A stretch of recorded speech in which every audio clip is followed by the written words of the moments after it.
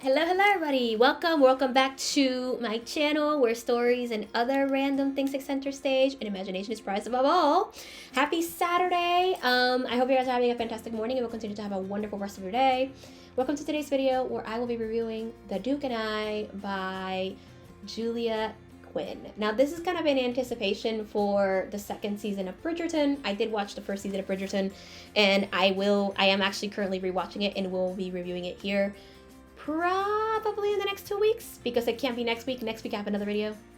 Well, before this I have a wrap up, and then next Saturday though I do have another video. So coming up. So it is in anticipation for that, although it has already come out, but I have yet to see season 2 of Bridgerton. So I am waiting for that because I want to read. I want to make some comparisons in about the adaptation process, the adaptation itself a little bit. So yeah. Anyway, let's start with the description. Then I'll talk about everything else. Okay. The Duke and I is a romance set in the Regency era. Okay. In the ballrooms and drawing rooms of Regency London, rules abound. From their earliest days, children of aristocrats learn how to address an earl and curtsy before a prince, while other dictates of the ton while other dictates of the ton are unspoken, yet universally understood. A proper duke should be imperious and aloof. A young marriageable lady should be amiable, but not too amiable. Daphne Bridgerton has always failed at the latter. The fourth of 8 siblings in her close-knit family, she has formed friendships with the most eligible young men in London. Everyone likes Daphne for her kindness and wit, but no one truly desires her. She is simply too deuced. I think it says deuced. Honest for that, or too honest for that. I'm not too sure. Too honest for that. I don't know.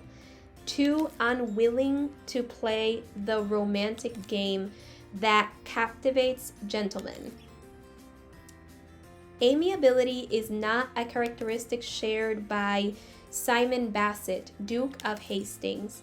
Recently returned to England from abroad, he intends to shun both marriage and society, just as his callous father shunned Simon throughout his painful childhood. Yet an encounter with his best friend's sister offers another option. If Daphne agrees to a fake courtship, Simon can deter the mamas who parade their daughters before him. Daphne, meanwhile, will see her prospects and her reputation soar. The plan works like a charm at first, but amid the glittering, gossipy, cutthroat world of London's elite, there is only one certainty: love ignores every rule. Alright, so I'm gonna read you my Goodreads review again because I like reading these reviews. Here's what I read. Here's what I wrote maybe after I read the book or sometime later. I've read better. This is basically Twilight combined with the Spanish love deception. I recommend the show. At least it has conflict. I have no regrets on what I wrote for that. Even if I think I might, I know there are people who really love these books, and good for you. I think you should enjoy everything you do. Even if I don't enjoy it, you should. Good for you. But that is what I wrote for The Duke and I. So yeah. And yeah, anyway. So yeah, that's my thought for that. Like that was like my main review. The writing is accessible, so like the writing style is easy. You could easily binge this book. I read it in like a day. I started it and I'm pretty sure I finished it the very same day. So it's really easy. I will say that for the story written, this book I feel is too long for what it was meant to discuss, and a lot of it is pointless. Like there seems to be very, like there are low stakes. The reason I said, by the way, I do want to mention that the reason I said that this is basically Twilight combined with the Spanish love deception is this. Okay, so if you look at the Spanish love deception and Twilight, both Bella and Catalina are blank slates, and they're meant for the reader. They're not meant to fit a specific picture. They're just meant for like the reader to kind of like be able to fit into them. Like that is the kind of audience that it's the kind of like the audience. It's for the audience to imagine themselves as these characters.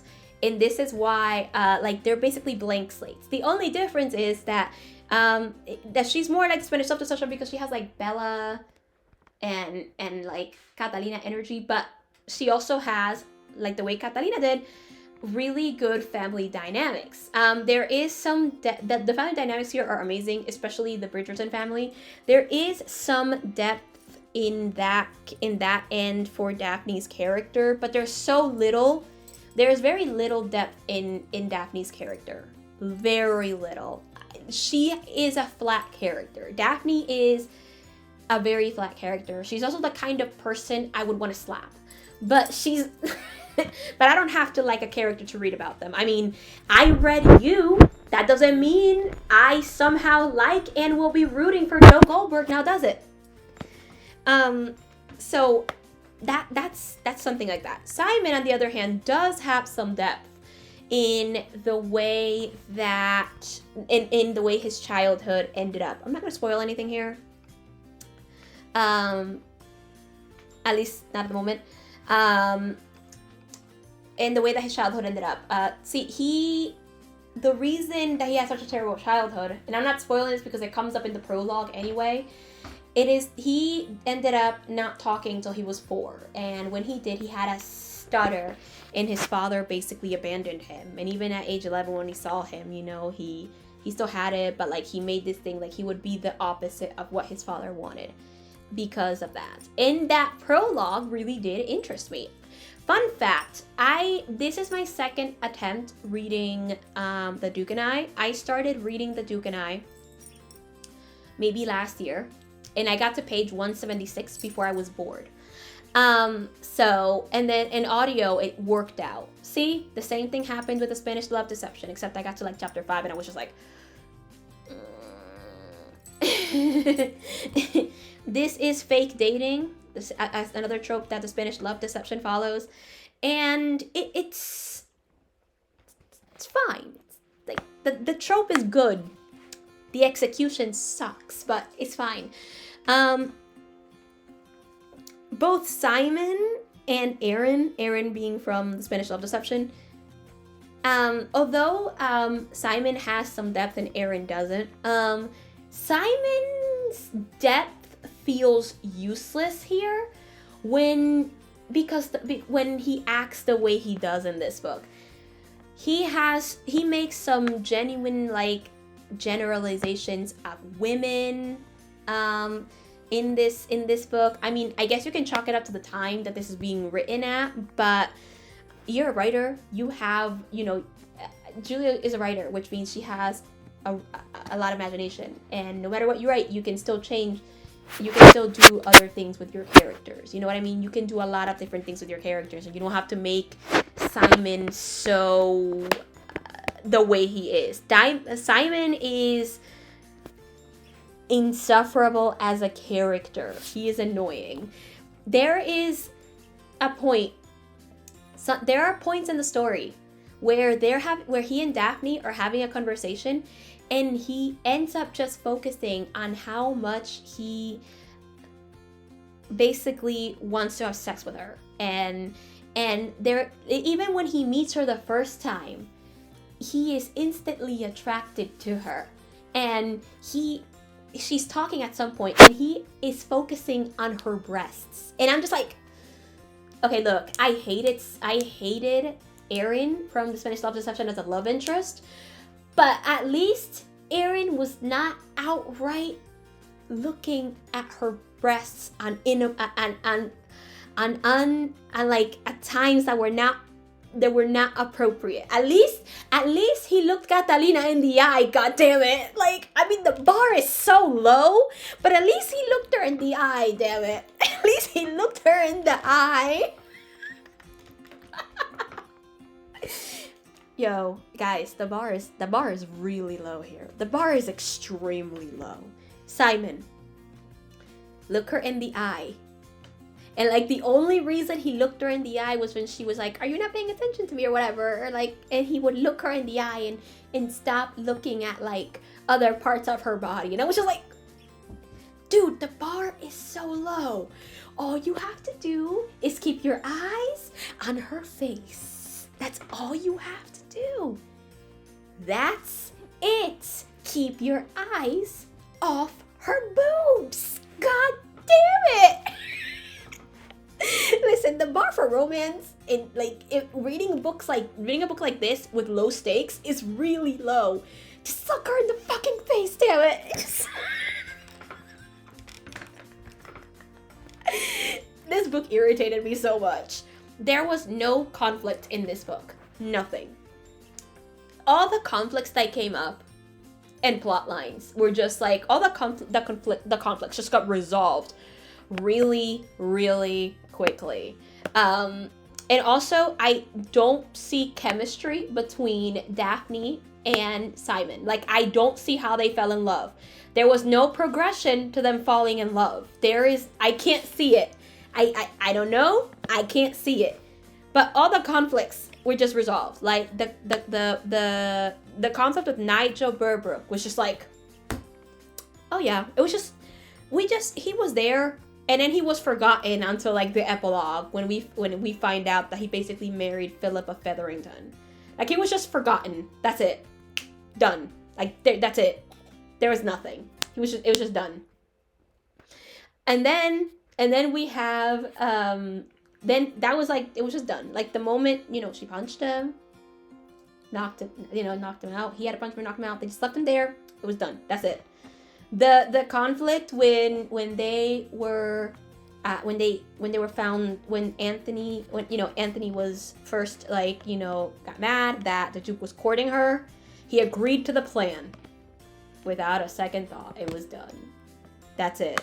The conflict where they were found kissing, there was a duel. She somehow managed to stop the duel, and he, I guess, kind of agreed to marry her. It was weird to read. And then the last conflict hurts me. So before I talk about it, I do want to say, if you read this book, if you're newly reading this book, there is an instance of sexual assault, and I will not categorize it as anything else because, there is an instance of sexual assault, and the way this was handled was abominable. It was, Julia, why, Julia Quinn, why? It was handled terribly. So if you do read it, do know that that is a scene that comes up towards the end of the book, and it's bad. It's very badly handled. So I am going to spoil it here. I am going to talk about it. Basically, there is an argument where Daphne kind of doesn't know anything about sex going into marriage. There was an attempted sex conversation between her and Violet, but Violet doesn't know how to tell her things, and eventually it's over. And she kind of learns slightly what that's like around when in her wedding night, but barely. And she kind of figures out, where babies come from, because Simon tells her that he cannot have children, and then eventually she finds out that he actually can. He just refuses to because he made a vow to his father that the Hastings, like the Bassett bloodline, like will just end with him. And they have arguments about it. She wants to have a baby and he doesn't, and like they have arguments like, you know, he didn't lie to her, blah blah. At some point she decides to, now that they're like done with their honeymoon or whatever, she decides to move rooms and he doesn't want her to, and you know, they argue over it, and she's like, I'm gonna stay here, you know, he's gonna be there. He goes out, gets drunk, she has to take care of him, and at some point when she is sleeping in her bed, I'm not going to even describe the scene, I'm just gonna say this: she takes advantage of him. They have sex while he's drunk. He kind of is enjoying himself.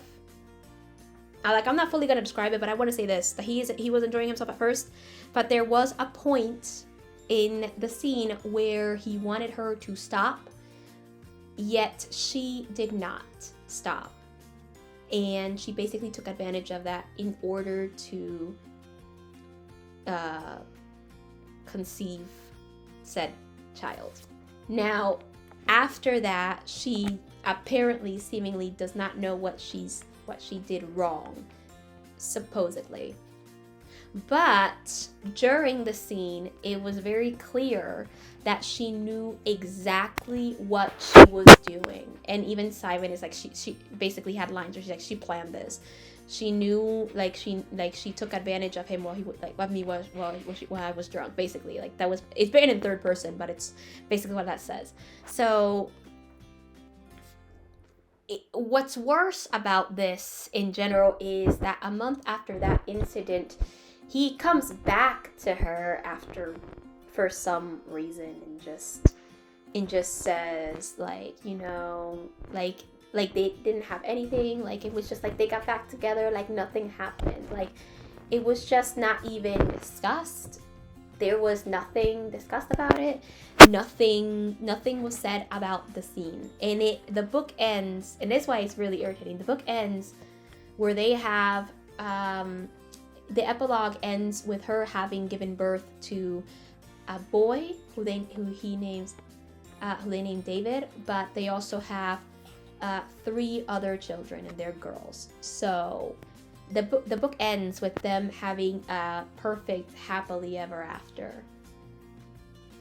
I feel like this book just, 1, took a terrible turn, and 2, really, really, really sucks. Just for that, it's really, really bad. I hated the way that things went. I mean, the book was already not good, but the unconsensual sex scene, the sexual assault in the book, there was no reason to include it. And it just proves that Daphne mainly is a very selfish character, and things work out the way that she wants them because this is what she wants. Like, that is what that proves. And that is horrible. That is really bad. And I don't know what else to say and how bad this is, honestly. Like, this is bad. Honestly, one of my favorite parts of this book, like one of the really best parts of this book, is Lady Whistledown, who basically has this like society gossip column, and nobody knows who Lady Whistledown is. That was like the best part of this. The Daphne and Simon like were not that interesting, while Lady Whistledown was great. But another thing, interestingly, is the only people that have dialogue from Daphne's family is her brothers, and at times like her sisters. But like Eloise has nothing to contribute to the book, which is interesting because in the Bridgerton show, she's basically like an awesome feminist icon, and like she has thoughts in the Bridgerton show, and then in this book she's just nothing. She's like pushed to the side, like, yeah, she's one of our characters, she's one of my sisters, no big deal. But yeah, this book was horrible. There was no chemistry between these characters. I think they would have worked better as friends rather than romance. there is no, I did not feel the romance. There was no swoon-worthy romance. There was a really bad assault scene. Like, the only reason this book has 2 stars from me, the only reason it gets 2 stars is because of the, what is that called? Because there is really good family dynamic, and the writing is also kind of accessible and it's easy to go through. But honestly, it was way too long for the story I was trying to tell. A lot of the scenes were really just like being in different balls and them having conversations that really led nowhere. Like, it was just boring. I mean, I don't know if I don't usually mind books like this if there's something interesting with the characters, but these characters were not that interesting. Interestingly enough, though, this was written in I think this person says it's oh yeah, it is indirect discourse, which means that you get to see what other characters are thinking, and I actually really like that. That kind of writing style where you get to see what other characters are thinking. I think it's one of those things I actually like about third-person writing. So, like, that is like the main positive thing. So, The Duke and I is a terrible excuse of a romance, and again, like I said with the Spanish Love Deception, we deserve better. So, hopefully in the next 2 weeks, I'll have a review of Bridgerton Season 1. Then the plan is then to do The Viscount Who Loved Me and then Bridgerton Season 2. But next week is next Saturday is another romance-based video, and I am going to be reviewing Yuri on Ice. I am so excited. I literally finished watching it and it was so good. It was such a good anime. I loved it, but I can't wait to review. I do have a critique, but I'll talk about that in my review. But I'll be reviewing Yuri on Ice, so come back next week for that. Subscribe if you're interested in my content. Let me know down in the comment section below how you feel about The Duke and I and what you think about it. Again, like I said in my video about La Fuerza del Destino for Halloween, I do believe that you can enjoy art that is problematic. You can. This just was too much for me, but you can. And for those of you who do enjoy The Duke and I and find something you love about it, good for you. This book was not great for me, but good for you. So yeah, those are my thoughts. I'll see you on the 1st of December for a wrap up, and then Saturday for my review on Yuri on Ice. Until then, consume stories.